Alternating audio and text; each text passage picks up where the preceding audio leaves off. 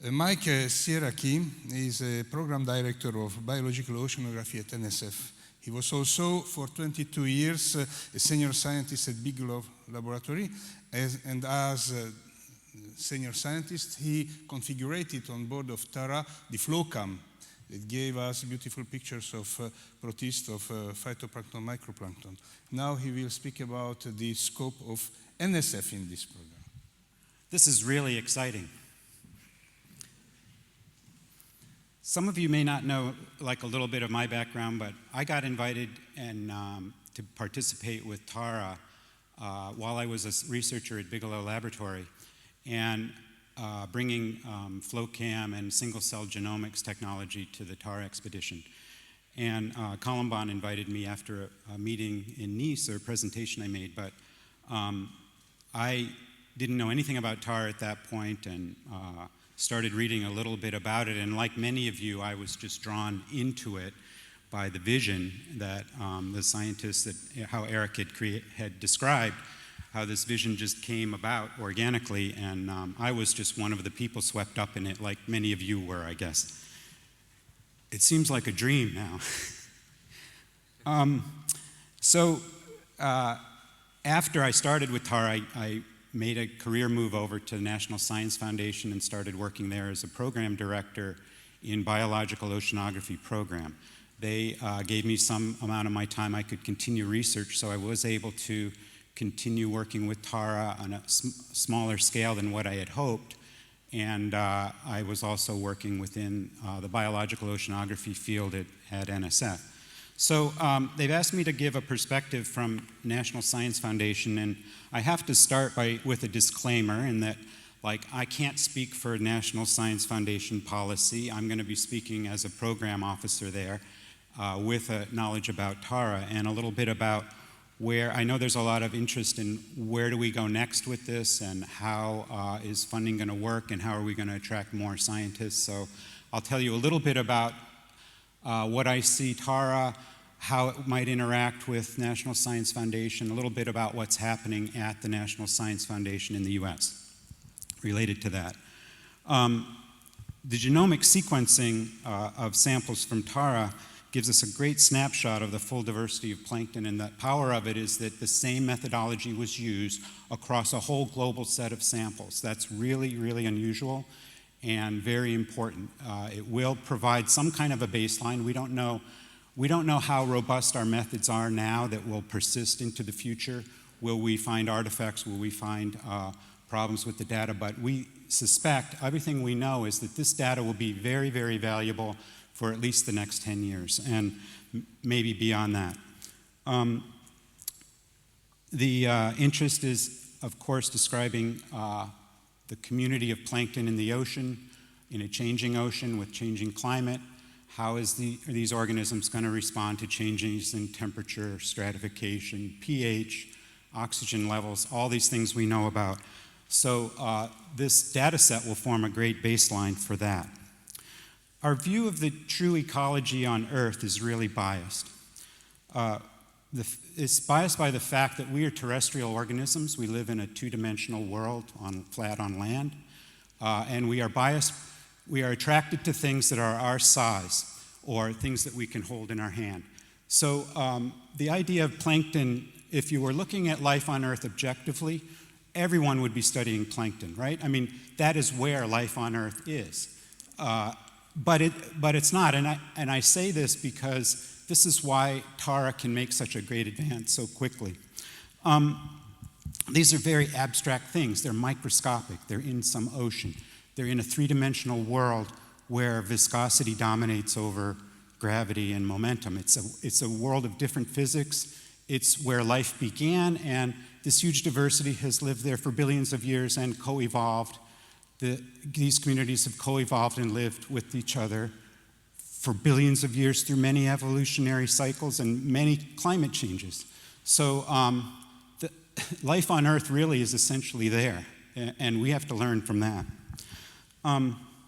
I think the impact that we've seen in the press from the science paper and is really been amplified by the fact that we have images, and the images of people like Haeckel and people like Columbine de Vargas is doing imaging, and of course Christian Sardet. Those images are what make our field tangible to interested public. And by interested public, I even mean other biologists and other scientists, okay? So the fact that all those images were taken in the same illumination, and you have this huge diversity, it shows. You just look at that and you see diversity. And so that says so much more than, sorry about this, but all the genomic figures and great graphics that you guys do on genomics. It's the images that have really captured the imagination and made it to the front page of the New York Times and everything else. We're thinking the meta-DNA and meta-RNA sequencing techniques now are going to be moving into a standard oceanographic measurement. That's one thing we're thinking about. And what that brings is issues of reliability of the data, replicability of the data. Are the measurements, how robust are those measurements? If we take two metagenomes from the same place, will we come to the same conclusion about the communities there? What are the biases? What are the artifacts in the data? These are things that NSF probably will be working on and can contribute to, just like it does for new chemical technologies or new, say, we've done that in ocean acidification, how to study the effect of pH on organisms.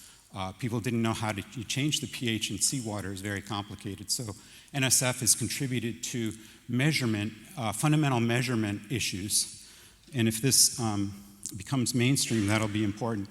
And of course, the other thing is the data resource and the data sharing and the huge cyber infrastructure that's going to be needed for doing this. We were poking around at the Tara data the other day, and it's great how much is available and open right now. Thank you, Stefan, and other people who've worked on all this data. 75% of the genomic data is available now. I know that there are scientists in the US who are pulling that data today down and doing new things with it. There are many people who've come to me and have ideas about ideas of methodology that they want to try on the data. So this is all going to be accelerating as we speak right now. Just a moment about NSF now. And in the ocean sciences, we just had a decadal survey where we asked the National Academy to look at how we're spending money in ocean science relative to especially infrastructure versus core science. And the National Academy report says we've been spending too much money on infrastructure, and the cost to operate and maintain those have overcome the amount of money we're putting into research. And they suggested a reconfiguration of that. And NSF has said, yes, we're going to do that. So this is the stage we're at over the next 3 years. In ocean science, there will be more money coming back to the core sciences from infrastructure, like ocean observing, deep sea drilling, and ship operations. So some of those things are going to be squeezed. Their budget's going to be squeezed a little bit, and more money back to the scientists. And to the science programs and also technology development. So this is an area that has been squeezed out of our budget. We need to be pushing new sensors and new technology into the ocean, and especially biological instrumentation. We need to automate some of these methods and put them in situ. We have great new autonomous platforms coming, like gliders. There's wave gliders that can go out in the ocean for months at a time, basically robots that are doing many of these measurements. We need to put more biological instruments on those. We need to be reducing the size. We need to be reducing the power requirements and figuring out ways of dealing with the data on autonomous robots out in the ocean. So that's going to be an emphasis of us over the next 3 years at least and beyond. Cyber infrastructure is a big topic at National Science Foundation, and we have a program called EarthCube in geosciences. We are working hard. We see a big problem with connecting environmental genomic data to environmental data. We have databases we have oceanographic databases and geological databases, and these need to start being able to talk to each other, be interoperable across, and with the genomics data, okay? So I think that what we've seen with Pangea and the ENI is a great step forward in that. So we're going to be looking at that and see how it works, and what do we need to do to take it to the next level and make these terabytes of sequence data more easily searchable and more easily available so that scientists can query them in a much more easy way. NSF is proposal driven. Some people have asked, well, why hasn't NSF contributed more to TARA? It's because they hadn't got that many proposals. So Americans can write proposals to NSF to work on TARA data, and our program, Biological Oceanography, is, of course, it will accept those and are willing to consider those proposals. They have to be driven at the project level by ecological questions and strongly advancing the field in that. So survey kinds of things don't necessarily do well in our field. They really have to address ecological questions, of which there, of course, there are many. The other thing is NSF really is a bottom-up organization, so we listen a lot. And I'm here listening to you guys. I'm really excited to hear our experts try to tell the future this afternoon. That'll be real exciting. And our vision of the future is really hampered. The future always exceeds our imagination. So I really am looking forward to thinking of some of the science fiction-y kinds of things, because a lot of times they're the ones that are right about predicting. So that's what it is. If people have ideas about how NSF should be approaching this kind of thing, we do have international postdoc programs where American postdocs can come and work in European labs for months and years at a time, and we fund those. So we're starting to look, NSF is starting to look at adjusting its international programs to the new reality of how science across international borders is changing and the quality of science. You guys, and this program and this puts the Oceanomics stuff on par ahead of what I see in the US. So we are looking for ways to support collaboration in that, and I think I'll end there. Bravo. A personal remark. It is a huge privilege since 38 years to do what I like, how I like, in total freedom. So I would like to thank CNRS and University Pierre and Marie Curie that allowed me to be among you to continue this work without any objection.